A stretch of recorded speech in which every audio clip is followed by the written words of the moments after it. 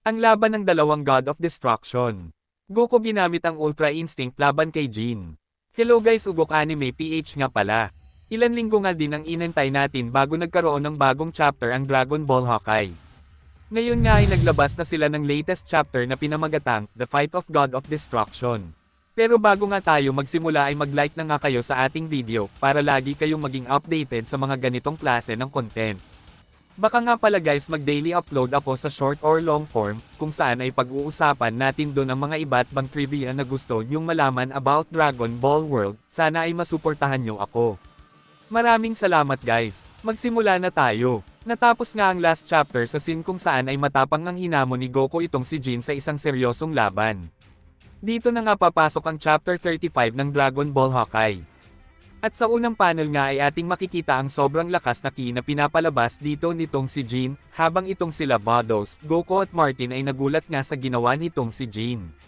Salita nga dito si Goku at sinabi nito na sobrang lakas na ki nga daw ang agad na pinalabas nito, mukha nga daw na hindi na talaga ito nagbibiro. Salita nga din dito itong si Martin at sinabi nito na parang nga daw na inis itong si Jin sa ginawang paghamon nitong si Goku. Ano nga daw meron dito kay Goku, bakit daw ba nito kailangang hamanin itong si Jin sa isang laban? Salita nga dito itong si Vados at sinabi nito na meron nga daw kasing challenge itong si Goku dito kay Jin. Itong si Jin nga daw ay hindi naman daw mapaparusahan bagay may mangyaring masama dito, alam nga daw niya na itong si Goku ay sabik ng makipaglaban para nga malaman kung lumakas na nga ba siya talaga. Dito nga ay hinayaan nga nila Vados at Martin ang dalawa, gusto nga malaman dito ni Vados kung good teacher nga daw ba siya. Salita naman dito si Martin at sinabi nito na competitive pa nga rin daw talaga itong si Vados. At sa moment na ito ay atin makikita itong si Jin na kasalukuyan ngang sumugod dito kay Goku para nga umatake ng isang pagsuntok.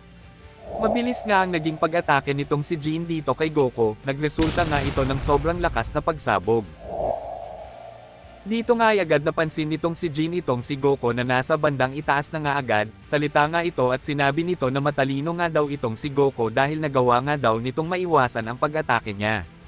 Sa moment na ito ay kasalukuyan nang ang gamit ni Goku ang Ultra Instinct technique niya, salita nga ito, ang atake nga daw nitong si Jin ay sobrang mabilis at malakas.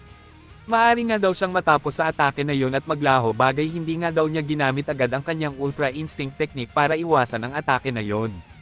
Ngumiti nga dito si Goku at dagdag pa niyang sinabi na sa laban nga daw ng dalawang destruction ay wala na nga daw baguhan pa. Sa kabilang banda naman ay napunta ang scene dito kan Broly at Vegeta kung saan ay kasalukuyan nang naglalaban dito ang dalawa. Ginamit na nga dito ni Vegeta ang Ultra Ego laban kay Broly, salita nga dito si Broly at sinabi nito na sobrang lakas nga daw ng ginamit na transformation nitong si Vegeta. Habang itong si Vegeta naman ay salita nga dito at sinabi nito na ano nga daw ang problema dito nitong si Broly. Di ba sinabihan na nga daw niya ito na hindi nga daw basta sparring lang ang gagawin nilang training. Agad nga ditong umatake itong si Vegeta ng isang malakas na wave blast na agad naman na iwasan dito nitong si Broly. Ang atake nga dito nitong si Vegeta ay nagresulta ng sobrang lakas na pagsabog, salita nga dito itong si Lemo at sinabi nito na ano nga daw yun. Balak daw ba nitong si Vegeta na tapusin itong si Broly? Habang itong si Chele naman ay nagsalita at sinabi nito na kung kaya daw ba ni Broly na ma-resist ang napakalakas na atake na yon. Habang itong si Broly naman ay rektang ang tinamaan dito ng atake na nagmula kay Vegeta, salita nga dito si Vegeta at sinabi nito na ano nga daw ang tinitignan nito. Sa kabilang banda naman ay balik nga ang scene dito kan Goku at Jin kung saan ay patuloy pa nga din ang palitan nila ng malalakas na pag-atake. Nagagawa nga nitong si Goku na maiwasan ang mga pag-atake dito nitong si Jin, salita nga dito itong si Jin at sinabi nito na yan na lang daw ba ang gagawin nitong si Goku kung hindi ang tumakbo, salita naman dito si Goku at sinabi nito na mahilig nga daw umatake itong si Jin kaya mas mabuti nga daw na iwasan niya lang muna ito. Dahil nga sa inis nitong si Jin ay agad nang gumamit ito ng isang napakalaking Hawkeye na balak nitong ipang-atake dito kay Goku. Itong si Goku ay talagang nagulat nga sa ginawang Hawkeye nitong si Jin, at wala pang ang ilang segundo ay nirelease na nga nitong si Jin ang napakalaking Hawkeye na rektang tatama dito kay Goku. Habang papatama na nga dito kay Goku ang Hawkeye ay agad nga din umatake itong si Jin ng napakadaming maliliit na Hawkeye na rekta na nga din papatama dito kay Goku. Mabilis nga ditong tumakbo palayo itong si Goku para nga iwasan ang mga atake na nirelease nitong si Jin. Pero habang focus nga itong si Goku sa pag-iwas sa mga atake nitong si Jin ay nagawa nga mahuli nitong si Jin itong si Goku. Salita nga dito si Goku at sinabi nito na hindi nga daw niya kayang mapigilan itong si Jin sa gagawin pag-atake nito. Sa moment na ito ay agad nang umatake itong si Jin ng isang malakas na pag-atake, sobrang lakas nga ng bawat pag-atake dito nitong si Jin. Ngunit nagawa nga dito ni Goku na maiwasan ng bahagya ang atake nitong si Jin. Dito nga ay agad nang nag-counter attack nitong si Goku sa pamamagitan ng isang malakas na pagsuntok na rektang tumama dito kay Jin. At nagresulta nga ito ng malakas na pagsabog. Pero ito pala ay isang trap lang nitong si Jin para nga makapitin na niya itong si Goku at hindi na ito makatakas pa. Agad ngang kinapitin ni Jin si Goku sa leeg at pinagbalibagan na nga niya ito. Hindi na nga makagalaw dito itong si Goku, salita nga dito si Goku at sinabi nito na nahuli nga daw siya nitong si Jin. Salita naman dito itong si Jin at sinabi nito na tapos na nga itong si Goku.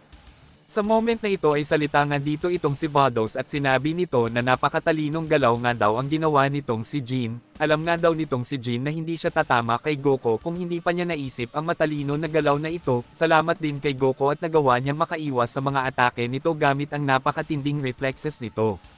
Pero kahit na ganun ay ang pagiging instinctive at thoughtless na galaw ang nagpahamak sa kanya, dahilan kaya nga ito ay nahuli ni Jin. Salita naman dito itong si Martin at sinabi nito na tama nga daw, dahil ang instinctive movement nga daw ang pinaka-essential. Ang paggalaw nga daw ng hindi nag-iisip sa maaring mangyari sa kanya ay ang pagkakaroon nga daw ng malaking gap ng opening. After nga daw ng Tournament of Power ay itong si Lord Jin ay ginawang homework ang paggamit ng Ultra Instinct at ngayon ay ito na ang kabayaran ng ginawa niyang training. Salita naman dito itong si Vados at sinabi nito na hindi nga daw niya maintindihan kung bakit kailangang pang isama nitong si Jin itong si Goku sa ilalim ng tubig, hindi naman daw malulunod itong si Goku dyan. Dito nga ay salita itong si Martin at sinabi nito na isang strategy nga daw yan itong si Jin na konektado sa kanyang special characteristic dahil itong si Jin nga daw ay nagmula sa aquatic.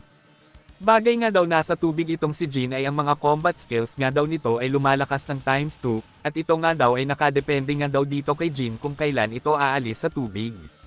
Salita naman dito itong si Vados at sinabi nito na yun nga daw ang problema ngayon nitong si Goku. At sa moment na nga na ito ay tinapos na nga ni Jin ang laban, at nagpaulan nga ito ng napakadaming pag-atake na rektang tumaman dito kay Goku, bang itong si Goku nga ay talagang nangamba na nga dito at nagresulta nga ito ng malakas na pagsabog.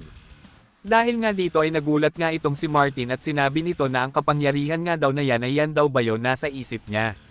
Sagot nga dito itong si Vados at sinabi nito na oo nga daw, ang laban nga daw ng dalawa ay pupunta na sa next level. Sa point na ito ay nagulat nga din itong si Jin sa nangyari at sinabi nito na pag-isip-isip na nga daw nitong si Goku na gamitin ang buong lakas nito sa laban.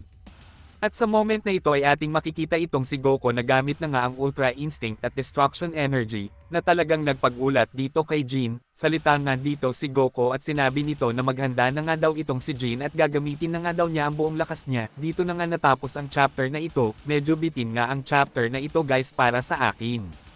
Pero hayaan nyo guys at baka next week ay meron na ulit release itong Dragon Ball Hawkeye. Like and share lang guys para lagi kayong maging updated sa mga ganitong klase ng content.